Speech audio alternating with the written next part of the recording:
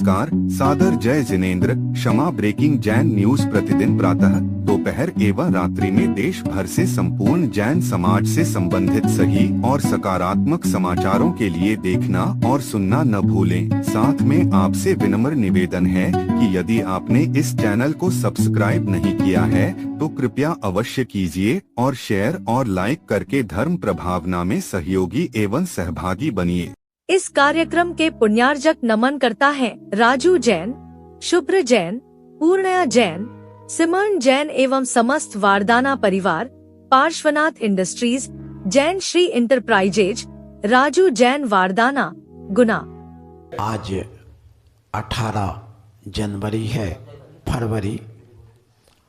आज एक विचित्र और विशेष घटना हुई थी और एक दुखद घटना थी, लेकिन उस जीव के लिए एक आनंदकारी घटना थी।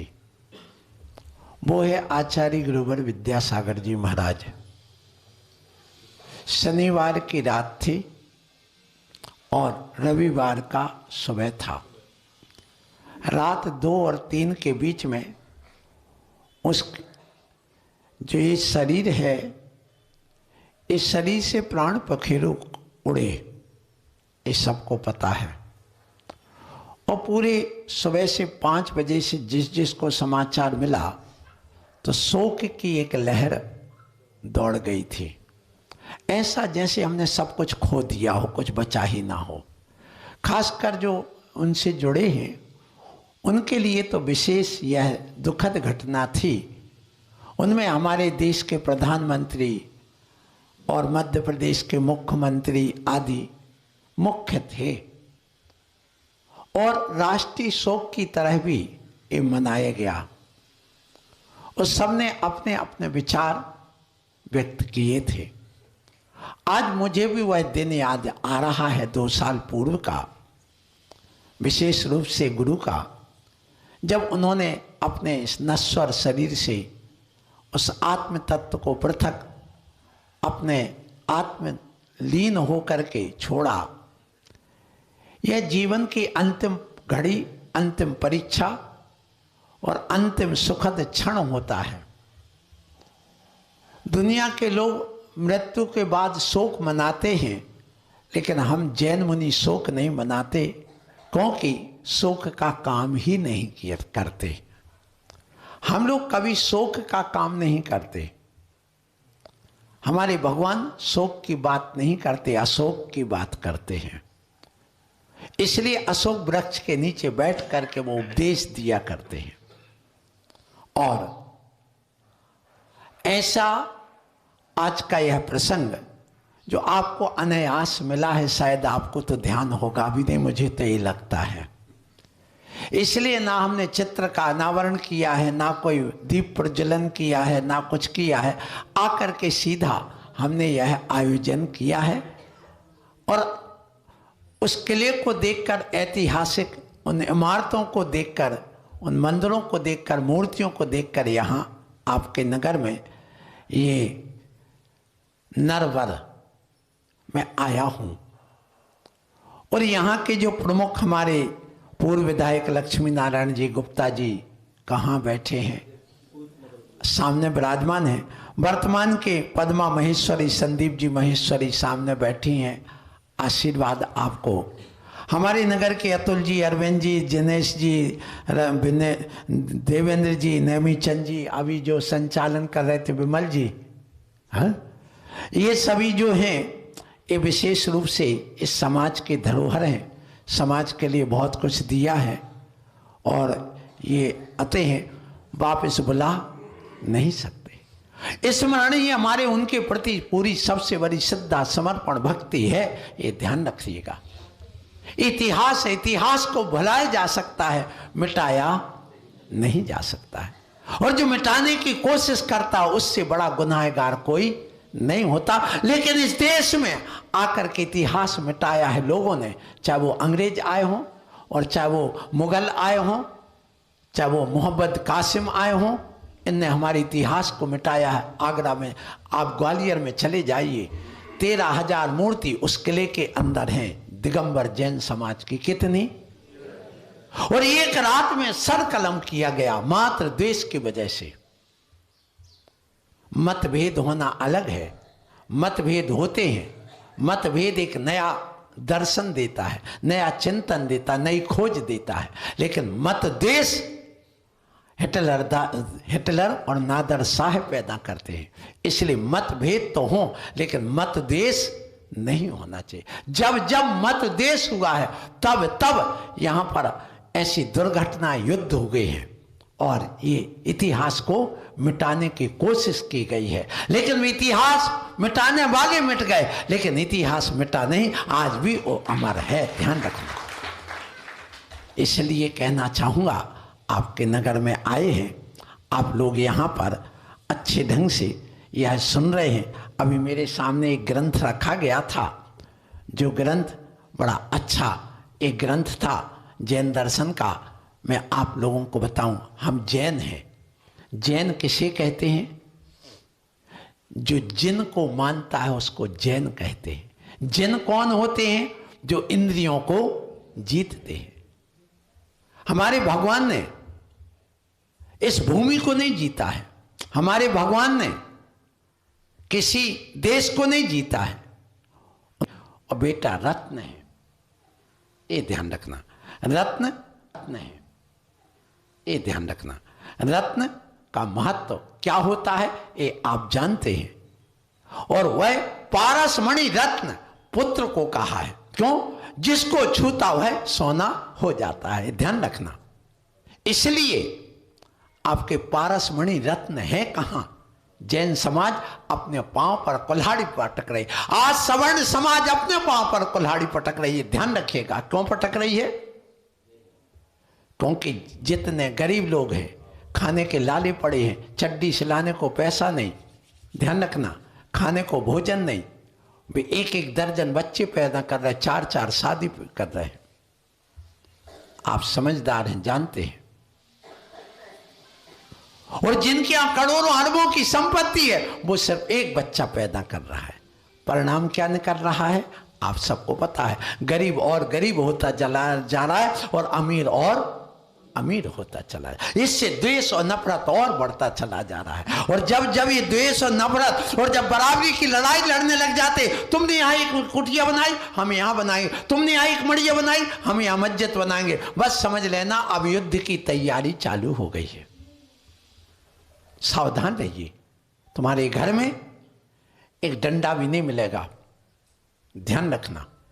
एक डंडा नहीं मिलेगा तुम्हारे घर में। तुम्हें लगता हम तो पुलिस तो है, पुलिस हमारी रक्षा कर देगी, पुलिस क्या रक्षा करेगी? कैमरे तो हैं, कैमरे रक्षा क्या करेंगे मुझे बताइए? ये कैमरे प्रमाण तो दे सकते, लेकिन प्राण नहीं बचा सकते, ध्यान रखिएगा। क्यों?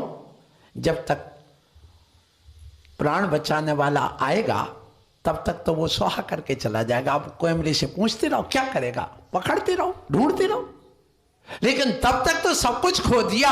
इसलिए ध्यान रखना, आपके बाहुबल समाप्त हो रहा है। जैन समाज का इतिहास क्यों मिट गया? इतने बड़े बड़े मंदिर, इतना सब कुछ कहां गया मुझे बताइए? कहां गलती की इस समाज ने? सोचना, विचार करना।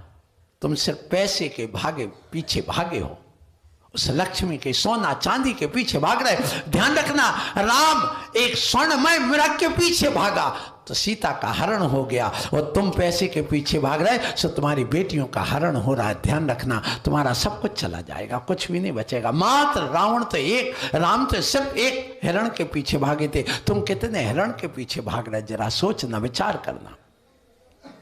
सीता का हरण क्यों हुआ था? उसी की वजह से हुआ था ना। इसलिए सोच लेना, जरा विचार करना कि हम कौन से रास्ते पर चल रहे हैं, हमारा कर्तव्य क्या था और हमें क्या करना था, और हम क्या कर रहे हैं। मात्र पैसा पैसा, वो भी पैसा तुम्हारा चला गया, कुछ नहीं। एक रात में लुट जाओगे, पिट जाओगे, मर जाओगे, कुछ नहीं बचेगा।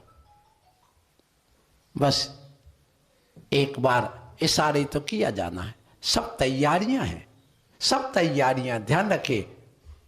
कुछ लोग कहने वाले हैं कि यदि भारत देश में 8 लाख मिलिट्री है तो हमने 40 लाख अपनी मिलिट्री तैयार करके रखी, सारे युवाओं को ट्रेनिंग दे रखी है। तुमने कौन से व्यक्ति ने ट्रेनिंग दी बताइए? सब हथियार रख रखे, जहां देखो वहां हथियार मिल जाएंगे। तुम धर्मायतन में चले जाओ, तुम्हारे यहाँ एक अभी कोई एक आतंकवादी घुसा है, जैसे दिल्ली में घुस के आ गया था वो ताज होटल में, बस 4 ही आदमी तो आए थे, मात एक एक रिवाल्वर लेके, वहां 400 लोगों ने क्या किया? कुछ नहीं, हाथ बांध के खड़े रहे और सब लूट करके मार करके चले गए। और यदि वहां 2 रिवाल्वर वाले होते तो क्या होता? 4 आदमी को मार नहीं सकते थे क्या? लेकिन थी नहीं किसी के पास। कहां है तुम्हारी रक्षा, कहां है तुम्हारी सुरक्षा? मैं यही तो कहना चाहता हूं। अभी मान लो यहां पर गुस्सा, एक भी डंडा है क्या मंदिर में बताइए? एक तलवार है तुम्हारे यहां कोई ये मंदिर में? वो तो बोलो। समय के अनुसार परिवर्तन चाहिए, समय के अनुसार परिवर्तन चाहिए। ध्यान रखो, आतंकवाद जैसे जैसे फैल रहा है तुम वैसे वैसे पैसे के पीछे दौड़ रहे हो, तुम अपने देश की रक्षा की आगे नहीं बढ़ रहे हो। जब रक्षा तुम्हारी होगी नहीं तो तुम करोगे क्या? आने वाला समय क्या होगा मुझे ये बताइए। तुम्हारे घर में एक अध्यक्ष जी, सुनो तो अतुल जी, तुम हो, तुम्हारी पत्नी है, और मान लो एक बेटा और एक बेटी है, और 2 डंडा वाले आ गए तो तुम क्या करोगे? कुछ नहीं, अंदर घुसो, मैं फोन करता हूं पुलिस को, तब तक वो काम तमाम करके चला। और तुम्हारे 4 बेटे हो, 4 बेटों की 4 पत्नी है, और तुम हो, आ गए 2 डंडे वाले, तो क्या कहोगे? निकलो, देखता हूं कौन क्या करता है। तो अपने आप भागता पड़ेगा। तो पैसे वाले की भी जीत हुई, कैमरे वाले की जीत हुई, कि उस बाहुबल वालों की जीत हुई? बोलो। तो तुम डरपोक क्यों बने हो? क्यों बाहर भाग रहे? क्यों?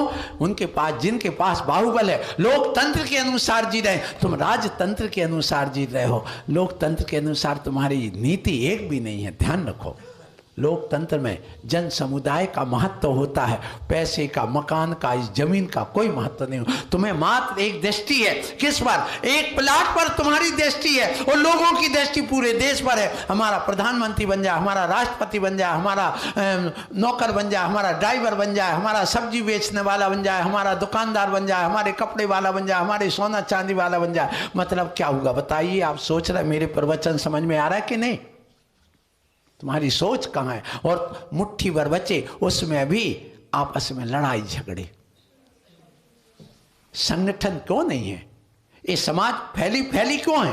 ये समाज अपनी अपनी बात क्यों कर रही? समाज की बात क्यों नहीं करती? देश की बात क्यों नहीं करती? आपस में एक दूसरे से मिलते क्यों नहीं? तुमने जाति जाति में बांट बांट करके इस देश को बर्बाद क्यों किया? इस समाज को क्यों बर्बाद किया? मैं अध्यक्ष, मैं अध्यक्ष, मैं अध्यक्ष। कौन अध्यक्ष किसका? अपना घर तो संभालो पहले। घर तो संभल नहीं रहा, समाज संभल नहीं रही, तो देश कैसे संभलेगा? शुरुआत कहां से करोगे? आज के बेटा बेटी कहां है मुझे बताइए? सभा में कितने बेटा बेटी कहां गए? सब क्या हुआ इस समाज को? कम से कम जिसके जितने बेटा बेटी उतना सुखी परिवार। छोटा परिवार दुखी परिवार, संयुक्त परिवार बड़ा परिवार, सुखी परिवार। क्यों? अब तो मान लो यहां आकर के बैठ गए, अरविंद जी कहां हैं? बोलो। आप यहां बैठे हो, तुम्हारा मकान वहां पर बना है, पत्नी भी आके बैठ, अब चिंता लगी कोई चोर ना घुस जाए, डाकू ना घुस जाए, ताला लगा के आ गए। होगा कि नहीं? होता कि नहीं? और मान लो तुम्हारे दादा दादी हैं, 4 बेटे हैं, 4 बहुएं हैं, 2-4 घर में रहेंगे, तो तुम निश्चिंत होकर के यहाँ पर वचन सुन सकोगे, रिश्तेदारी निभा सकोगे, सब कुछ कर सकोगे। अब क्या है बताइए? वो कैमरे तुम्हारी रक्षा करेंगे, वो नौकर तुम्हारी कम रक्षा करेंगे। ये बेटियां बैठी, ध्यान रखना, बैठो। अकेली बेटी है तो वो क्या सहेली बना लेगी? सहेली इसकी रक्षा तो कर सकती है, लेकिन संस्कारित नहीं कर सकेगी। वो तो कहेगी ऐसा है कि तुम इस कमरे में घुस जाओ, वो लड़के से, वो दूसरा एक लड़का है, तुम उस कमरे में घुस जाओ, बस ठीक है। दोनों पर आग आपस में मिल करके बाहर निकलेंगे, तुम्हें लगेगा ये दोनों साथ तो ही, अकेले अकेले थोड़ी है, ऐसा लगेगा कि नहीं? तो मतलब क्या हो गया?